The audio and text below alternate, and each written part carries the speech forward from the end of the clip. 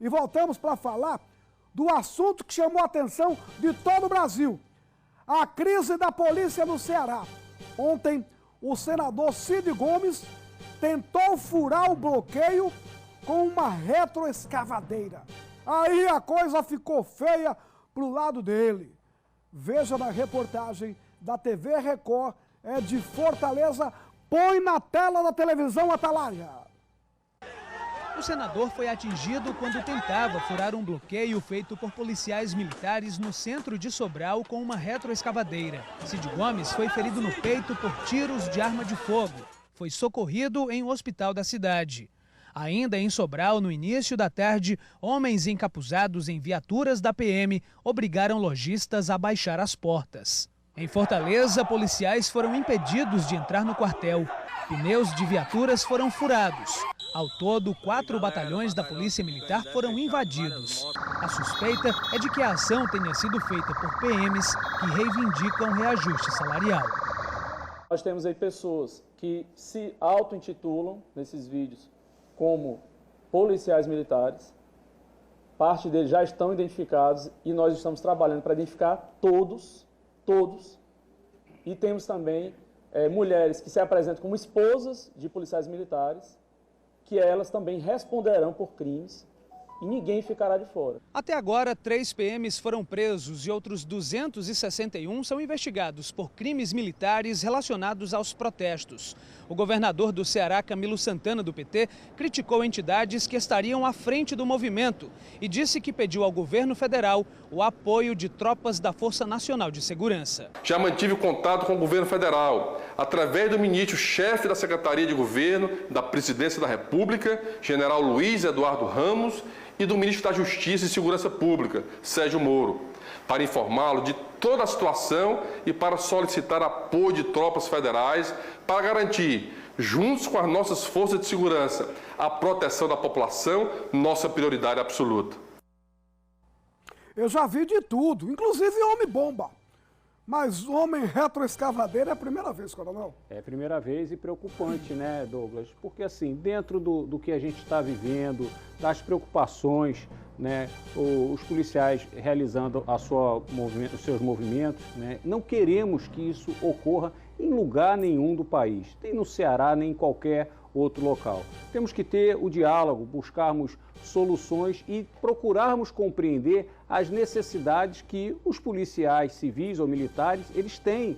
A necessidade de ter um salário digno, uma estrutura adequada para realizar as suas atividades. Temos que compreender também que uma atitude de um representante da nação, de um senador, não deveria agir desta forma, deveria partir para o diálogo e não pegar uma retroescavadeira e tentar adentrar no local em que haviam pessoas do outro lado. Ou seja, a reação foi uma reação de que aquelas pessoas que estavam ali dentro, com seus familiares, com a sua família, é algo instintivo, não é o que desejamos. É bom frisar bem claro, Douglas. Mas observa-se que a forma violenta com pessoas do outro lado possuindo armas de fogo só iria gerar uma situação como essa. 50, 100 pessoas, dentre os quais naquele momento da proteção, acaba utilizando o que ele tem para defender-se e defender os seus familiares, os seus companheiros. Então, o caminho não é esse. As perguntas é que tem que se fazer. Por que não se busca o diálogo? O porquê da força? Qual é a razão de se adotar, sem uma determinação judicial, qualquer mecanismo? Ninguém pode adotar, nem mesmo o senador licenciado poderia adotar uma forma tão brusca como aquela. Deveria ser o mediador para se buscar um caminho do diálogo, que este é a função daqueles que são legisladores no nosso país. Procurar mediar e buscar soluções. A implementação da força naquela situação só poderia ter trazido essas graves consequências. Sempre que encontrarmos situações similares como essa, que existam do outro lado, homens com armas, tudo pode acontecer.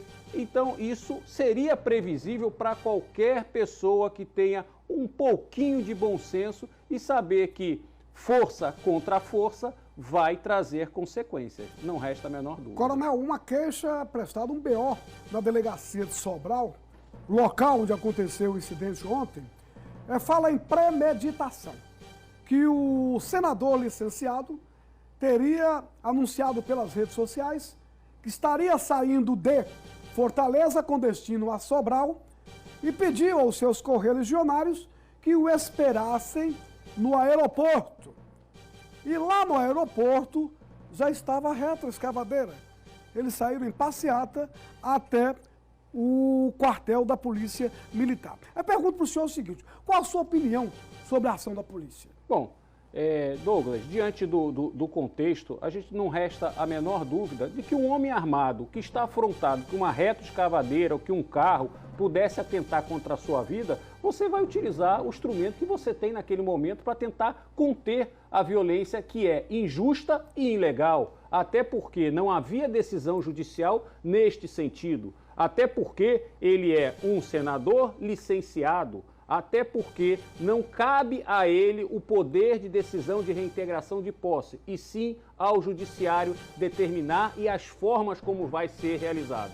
Diante de todo esse contexto, não poderíamos esperar outra reação. Se qualquer um do povo imaginar que seus familiares, que seu local de trabalho, você possa perder a sua vida, você vai querer se defender. É uma coisa lógica e o instrumento que o policial tem naquele momento é a arma. Volto a repetir, não é o que desejamos, não é a forma que queremos a solução para qualquer caso em que haja a solicitação por parte das forças policiais. A violência jamais, mas infelizmente a premeditação desta pessoa ficou público e notório porque a retroescavadeira, Douglas, não surgiu de lugar nenhum, né? Já foi solicitado com o intento de realizar essa... Aí vem a premeditação. Premeditação, sem dúvida. É uma questão muito barulho para discutir isso aí. Até porque depois do episódio, a assessoria do senador disse que ele teria sido atingido por balas de borracha. Depois, não, foi projeto letal. Foi bala de verdade, foi aço.